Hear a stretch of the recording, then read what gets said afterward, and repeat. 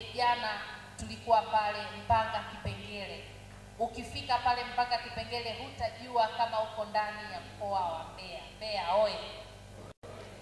Lakini kwa wenzetu wa Tikon Company Limited wamekuja na mradi wa Mbeya Hidden Wonders. Mbeya Hidden Wonders inalenga kuibua na kutangaza vivutio hivi nilivyovitaja na vingine vingi ambavyo vijana wetu kama Sajidi ni askari mfawidhi ambaye sisi tumekuwa naye pale jana Mpanga Kipengele, ametupitisha tukaifahamu kwa kina hifadhi yetu. Kila leo tumekuwa tukipita tu barabara hii kuu, kumbe kilomita 13 tu unakwenda kukutana na maporomoko makubwa ya maji. Jana tumekutana nayo, hauwezi ukaamini uko ndani ya mkoa wa Mbeya. Afande Sajigwe, mimi nakupongeza. Natamani viongozi wako wajue wewe ni hazina, na wafahamu nyinyi vijana wote mlioko pale Mpanga Kipengele, wewe pamoja na timu yako ambao mmekuja hapa, lakini na wale wengine waliobaki pale, watambue kuna hazina kubwa ya askari wahifadhi wa misitu yetu, lakini ambao mna historia kubwa.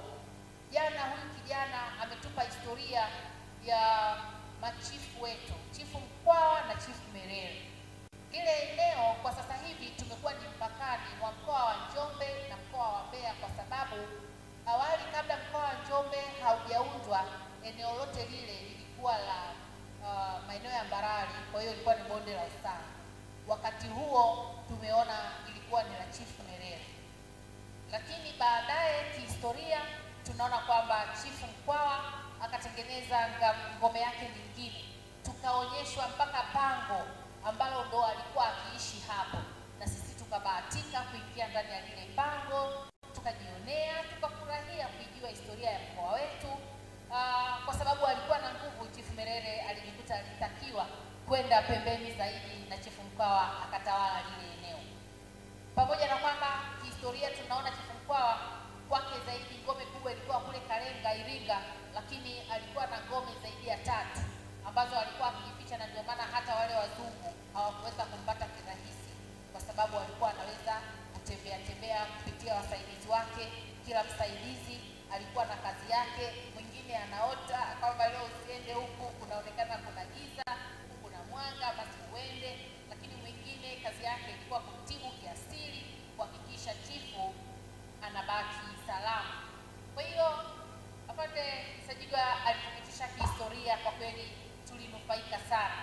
Tukasema tunapaswa sasa kuwapa support, kuwaunga mkono hawa vijana wa Tikon Company Limited, kuhakikisha hili wazo lao la Mbeya Hidden Wonders, sisi kama viongozi wa serikali, viongozi wa siasa, tulibebe, tulipigie kelele, watu wajue nini kipo Mbeya. Hili nimeongelea tu Mpanga Kipengele, lakini kama ambavyo jana tulipo ukarimu mkubwa sana Mpanga Kipengele.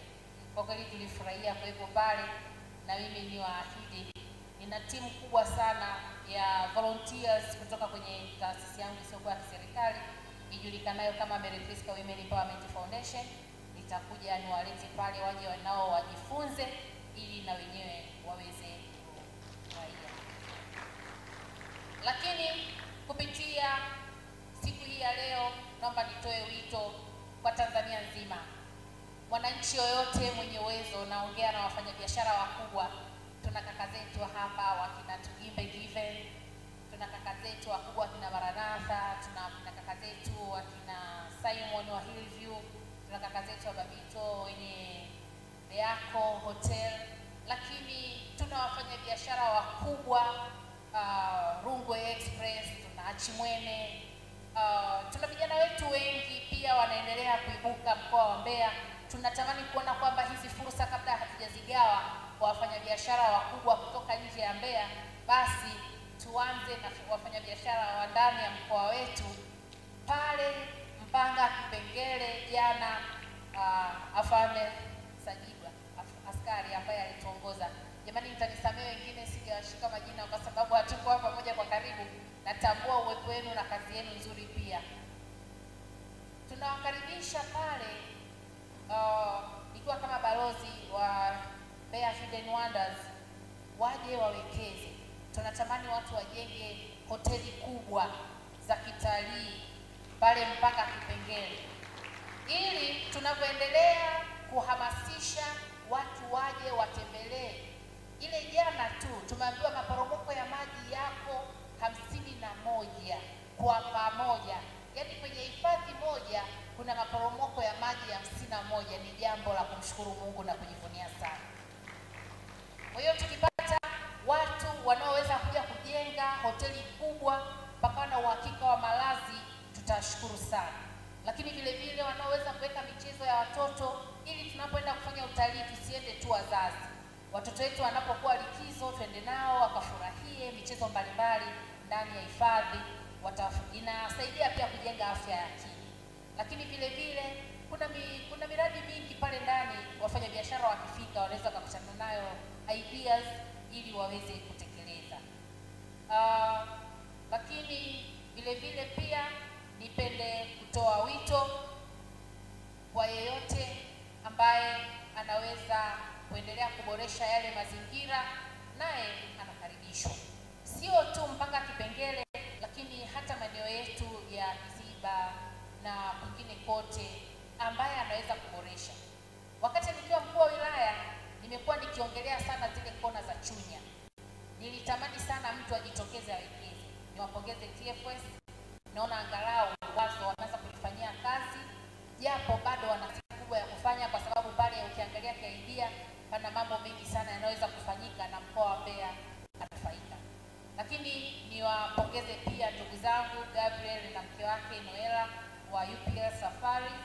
Jana nimeona wakiwa wameweza kuchukua eneo ambalo Mheshimiwa Rais aliwezesha mpaka Kipengele kujenga majengo 12 kwa ajili ya uhifadhi, na wao wamekodi na wanaendesha shughuli pale, biashara kwa ajili ya watalii, lakini gari la kitalii.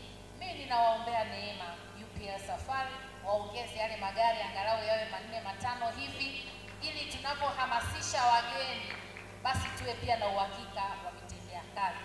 Lakini nitoe wito kwa vijana wengine. Ukimwangalia Gabriel ni kijana tu wa kawaida, Noela ni vijana wa kawaida, basi na vijana wengine ambao Mungu atawajalia waingie pia kwenye hii industry, kuhakikisha tunakuwa na vyombo vya usafiri vya kisasa, ili tunapoleta watalii wetu pia